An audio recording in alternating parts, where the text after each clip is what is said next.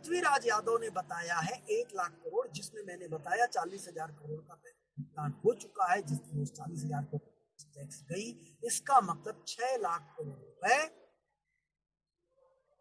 Company के ऊपर जमा। नंदा माता ने गद्दारी की है तो वो संतोलाल के साथ की। अब यहाँ 800 करोड़ है तो बाकी 59,000 करोड़ रुपए, इसका मतलब टीडीएस में कटा है।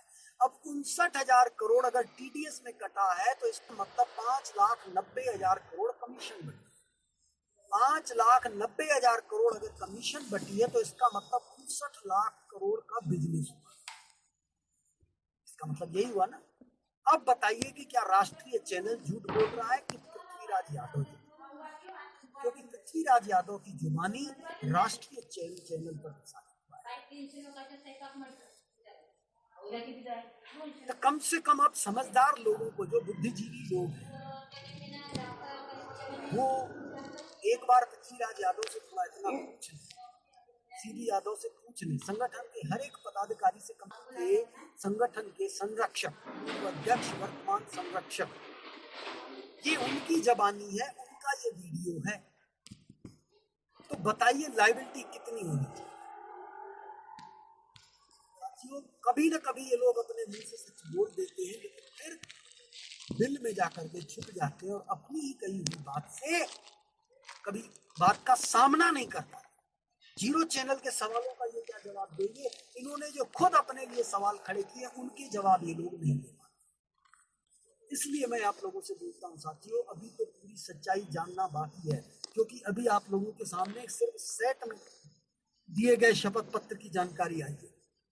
अभी सीबीआई में दिए गए शपथ पत्रों की जानकारी आपके पास नहीं आई है। मैं वो नहीं बताता हूँ क्योंकि मैं जानता हूँ वो बताने के बाद और समस्या विकराल हो जाएगी, इससे कोई समाधान नहीं होने वाला। क्योंकि आज जो सच्चाई आपके सामने आ रही है उस पर आप कुछ प्रतिक्रिया नहीं दे सकते, सिर्फ आप अपने को परेशान कर सकते हो। या अगर आपके अंदर जोश है तो फिर उनको जूते मारो। आपने मारे तो नहीं। भैरव सिंह राजावत को किसने मारा? संतूलाल तो ना मारता है साला, वो तो बैठा हुआ है घर में, बाकी उचक रहा था साला। साले को सच्चाई बता दिया कि सुन, तेरी सुनंदा माता ने क्या वहां पर किया है, गोली खिलाई है उसमें साले में तार के सुनंदा माता को पकड़े, क्योंकि सुनंदा माता का पिछवाड़ा तो संतूलाल ने चाटा। जिसने पिछवाड़ा चाटा, अगर सुनंदा माता ने गद्दारी की है तो वो संतूलाल के साथ की। आप समझने का प्रयास करें। और अगर संतूलाल भी गद्दार है तो फिर संतूलाल भारती ने अपने जनलोक के सदस्यों के साथ गद्दारी की, और वो लोग आज भी सोए हुए हैं सच्चाई जानने के बाद। तो सीबीआई की सच्चाई बताने के बाद जो बातें सामने खुलेंगी आप हैरान होंगे। एक सच्चाई मैं आप लोगों को उसमें से बता देता हूँ। 1,85,000 करोड़ की जो बातें बताई जा रही है वो पूरा रिकॉर्ड है सीबीआई। हाँ, वास्तव में 1,85,000 करोड़ रिकॉर्ड में दर्ज है, बल्कि 3,25,000 संपत्तियां हैं। अभी तो बहुत है। 1 लाख करोड़ तो ये बीच का मैटर है। शुरुआत के मैटर में मैं आप लोगों को बता दूं 10 लाख करोड़ की संपत्ति सीबीआई के पास थी।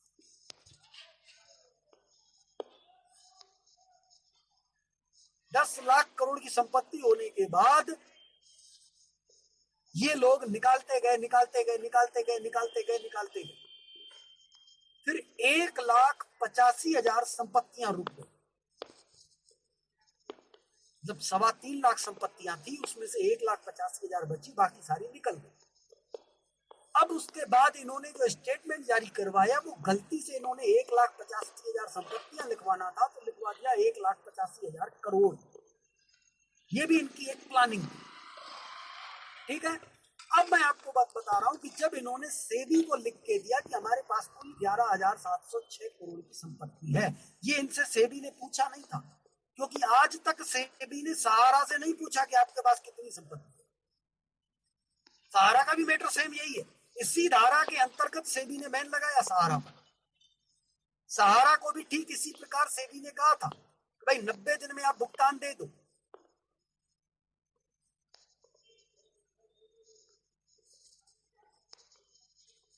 लेकिन वहां पर सहारा ने ऐसा नहीं कहा कि मेरे पास संपत्तियां इतनी है, मैं इतने दिन में भुगतान दूंगा। सहारा ने सेबी को यह कहा कि जिसका जब समय होगा मैं उसको उस समय ब्याज के साथ भुगतान दूंगा। जितने भुगतान का मैंने कमिटमेंट किया है मैं उतना भुगतान उसको उस समय दूंगा। क्योंकि मैंने जिस व्यक्ति से जितने दिन के लिए पैसा लिया है, मैंने उस पैसे को उसी जगह, ऐसी जगह इन्वेस्ट किया है कि उस तारीख से पहले निकालूंगा तो मेरे को नुकसान होगा, इसलिए मुझे उसी तारीख पे निकालना है, और जितना इन्वेस्टर को भुगतान देना है उससे कहीं ज्यादा मुझे वहां से वापसी होगी।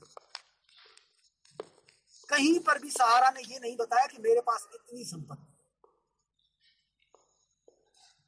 लेकिन इन्होंने जानबूझ के बताया कि हमारे पास 11,706 करोड़ की संपत्ति है, हम उसको बेच के 49,100 करोड़ का भुगतान करें। ये क्यों किया मैं आपको बताऊं। जब 22 अगस्त 2014 को ऑर्डर हुआ, इस ऑर्डर पर आपको लग रहा है कि कंपनी ने सेट में अपील की, बस मैटर यही क्लोज। जी नहीं, आप लोग गलत फहमी। इन लोगों ने 25 अगस्त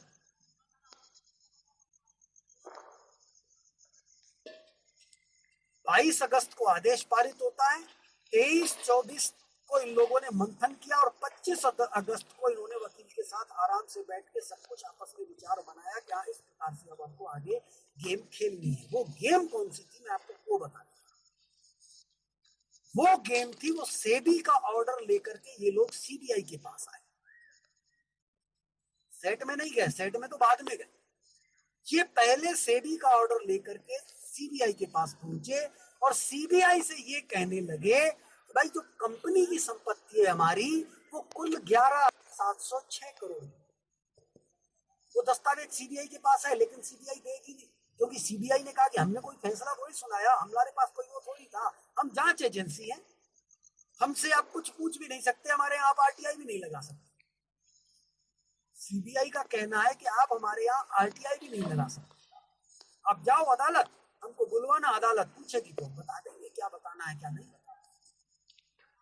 और अदालत में आसानी से उठेगा नहीं केस, क्योंकि सेबी रोक देगी। सेबी को भी मालूम है कि सीबीआई के पास कौन सा दस्तावेज है।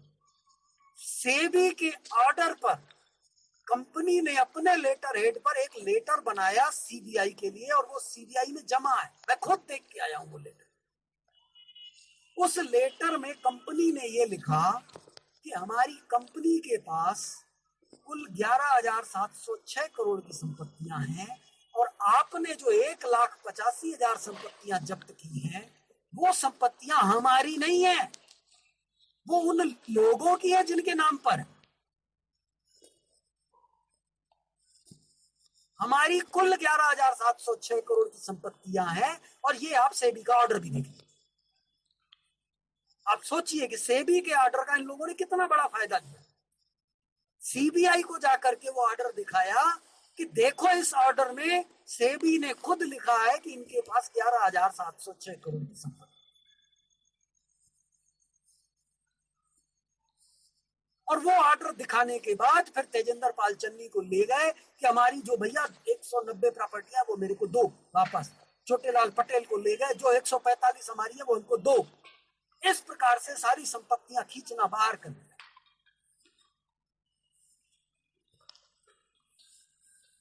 और रही खरी कसर सेट के ऑर्डर से निकल गई, क्योंकि सेट का भी ऑर्डर आया, ऑर्डर तो इधर इनके खिलाफ आया, उसको तो छिपाने के लिए इन लोगों ने संगठन बनाया। लेकिन सबसे महत्वपूर्ण बात, आप किसी को सीबीआई तक भी नहीं जाने, यानी हम लोगों का ब्रेन वॉश हो गया। उस समय जितने भी जूनियर एजेंट है उनका ब्रेन वॉश हो गया कि अब आपको कंपनी के अगेंस्ट कुछ सोचना भी नहीं। जब कंपनी के अगेंस्ट सोचोगे तब तक तो कंपनी बहुत बड़ा खेल कर चुकी होगी, सब सेवा समाप्त, सब कुछ जलकर राख हो जाएगा, कुछ बचेगा ही। ये अंदर गेम चल रही थी। सेट का ऑर्डर भी इन लोगों ने सीबीआई को दिखाया कि सेट ने भी यही कहा है कि 11,706 करोड़ की। तो सीबीआई ने इनको बाकी सारी संपत्तियां लौटा दी कि हाँ भैया ये जब आपकी नहीं है, मतलब वो कंपनी को नहीं लौटा रही थी। सीबीआई संपत्ति कंपनी को नहीं लौटा रही थी, सीबीआई संपत्ति किसको लौटा रही थी? तेजेंद्र पाल चन्नी को, रामजसपाल को, सीताराम काजला को, मंगेश थरवल को, पृथ्वीराज यादव को। पृथ्वीराज यादव के नाम की भी संपत्तियां थी, वो उनको वापस कर दी। आज वो लोढ़ा कमेटी के पास एक भी नहीं है पृथ्वीराज यादव की। छोटेलाल पटेल को, शंभूचंद जैना को, अजय यादव को, इन लोगों को लौटा रही थी संपत्ति, कंपनी को नहीं लौटा रही।